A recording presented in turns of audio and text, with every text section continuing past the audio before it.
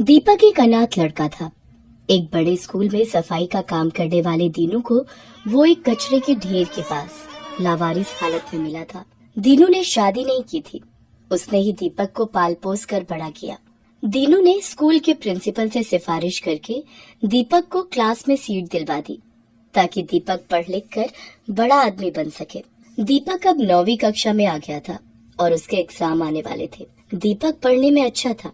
उसे अच्छे नंबर लाकर पास होना था। इसलिए दीनू के सो जाने के बाद दीपक रात में स्ट्रीट लैंप से आने वाली रोशनी में पढ़ाई करता था। दीपक की क्लास में स्कूल के ट्रस्टी मिस्टर मेहता का बेटा अर्जुन भी पढ़ता था। अर्जुन दीपक से बहुत चिढ़ता था। ट्रस्टी का बेटा है, इसी डर से कुछ टीचर ना चाहते हुए भी अर्जुन की झूठी तारीफ करते थे और दीपक को नीचा दिखाने में अर्जुन का साथ देते थे। सर बताइए, ये रेस किसने जीती है? आप तो अच्छे से जानते हैं ना विनर कौन है। हाँ दीपक, तुम इस रेस में हार चुके हो। अर्जुन तुमसे पहले ही उस लाइन में पहुंच गया था। देखा, मैं हमेशा जीतूंगा, मुझे कोई नहीं हरा सकता। दीपक मायूस होकर क्लास में आ जाता है। सर, कब तक हम अर्जुन से डरकर उसे झूठा विनर बनाते रहेंगे? मिस नैना, आप तो जानती हैं अर्जुन स्कूल के ट्रस्टी का बेटा है और प्रिंसिपल मैम ने हमें पहले ही ऑर्डर दिया हुआ है कि हमें अर्जुन के साथ बहुत अच्छे से पेश आना है और फिर अगर हम ऐसा नहीं करेंगे तो हमारी नौकरी पर बात आ जाएगी। पर कब तक हम ये अत्याचार सहन करते रहेंगे? दीपक एक अनाथ गरीब स्टूडेंट है। दीनू काका ने उसे अपने बेटे की तरह पाल पोस कर बड़ा किया है और यहाँ पढ़ा रहे हैं ताकि दीपक बड़ा होकर अपने पैरों पर खड़ा हो सके। पर अर्जुन जैसे बच्चे दीपक जैसे होनहार बच्चों को आगे नहीं बढ़ने देते। फिलहाल तो हम कुछ नहीं कर सकते मिस नैना, हमें सब कुछ वक्त पर छोड़ देना चाहिए। एक दिन दूसरे स्कूल के टीचर प्रिंसिपल के साथ सब बच्चों को मिलने आए और वो दीपक की क्लास में गए। उन्होंने सब बच्चों से कंप्यूटर के कुछ सवाल पूछे, पर सबसे पहले दीपक ही हाथ खड़ा करता था। प्रिंसिपल ने दूसरे स्कूल के टीचर से कहा, अरे नहीं सर, इसे कोई उत्तर नहीं आता होगा। इसके घर तो कंप्यूटर ही नहीं है। ये हमारे स्कूल की सफाई कर्मचारी का बेटा है। उसने बहुत जिद की तो हमने इस अनाथ बच्चे पर मेहरबानी करके स्कूल में सीट दे दी। नहीं सर, मुझे सचमुच इस प्रश्न का उत्तर आता है। मैंने इसके बारे में पढ़ा है। सर, अर्जुन इस प्रश्न का उत्तर जानता है। अर्जुन, इस प्रश्न का उत्तर तुम दोगे। सर, मुझे इस प्रश्न का उत्तर नहीं आता। मैंने इसके बारे में नहीं पढ़ा। सर, मुझे पता है, क्या मैं उत्तर दूं? हाँ बेटा, तुम उत्तर दो। दीपक का उत्तर सही था।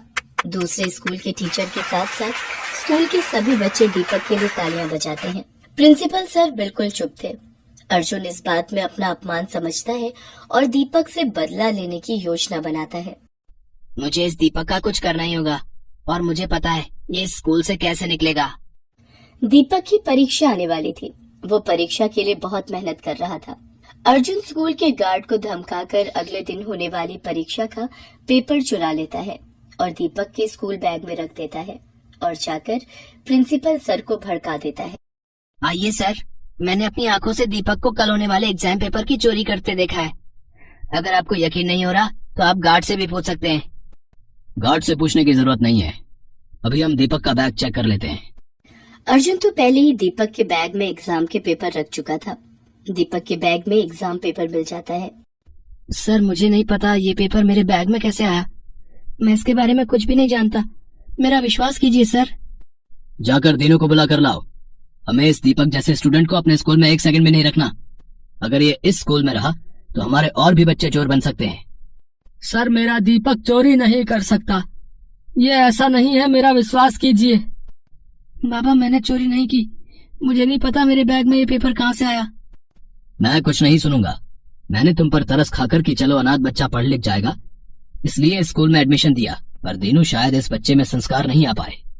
आखिर है तो अनाथ ही, और तुम भी तो मामूली सफाई वाले हो। हमें सब पता है, ये गरीब बच्चे चोर ही बनते हैं। बड़े स्कूल में पढ़ने की इनकी औकात नहीं है। इसे ले जाओ यहाँ से, वरना मैं पुलिस को बुला लूंगा। दीनू रोता हुआ दीपक को ले जाने लगता है। अर्जुन अपनी मक्कारी पर बहुत खुश था। प्रिंसिपल अपने ऑफिस में आ जाते हैं। तभी वहाँ मिस नैना आती है। उनके साथ स्कूल के ट्रस्टी यानी कि अर्जुन के पिता भी ऑफिस में एंट्री करते हैं। सर, आपको पता भी है आपका बेटा अर्जुन अंधकार के रास्ते पर जा रहा है।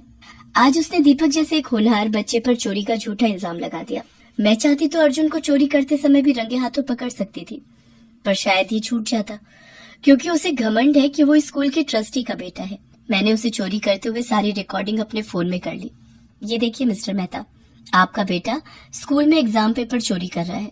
क्या आप चाहते हैं कि वो बुराई के रास्ते पर जाए और एक दिन आपका नाम मिट्टी में मिला दे? मैं चाहूँ तो इस वीडियो को पूरे स्कूल में दिखा सकती हूँ, पर आप जानते हैं कि आपकी कितनी बदनामी होगी।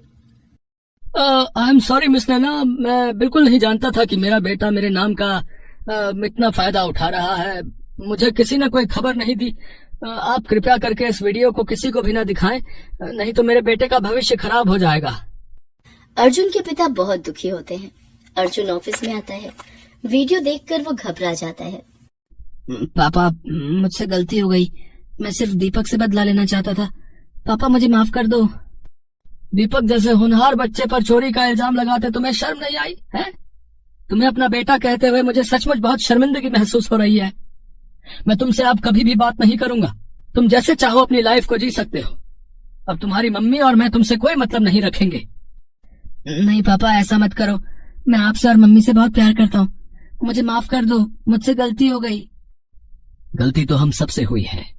शायद अर्जुन के बिगड़ने में सबसे बड़ा हाथ मेरा है। हमने हमेशा अर्जुन को गलत करने में बढ़ावा दिया। पापा, मुझे बस एक बार माफ कर दो। अगर माफी मांगनी है तो मिस नैना और दीपक से मांगो। अब वही तुम्हें माफ कर सकते हैं। नैना मैम, मुझे माफ कर दीजिए। आप प्लीज ये वीडियो किसी को मत दिखाना। नहीं अर्जुन बेटा, मैं ये वीडियो किसी को नहीं दिखाऊंगी। मैं तुम्हारी गुरु हूँ और तुम्हें सही राह पर लाना मेरा फर्ज है। अर्जुन दीपक से माफी मांगता है।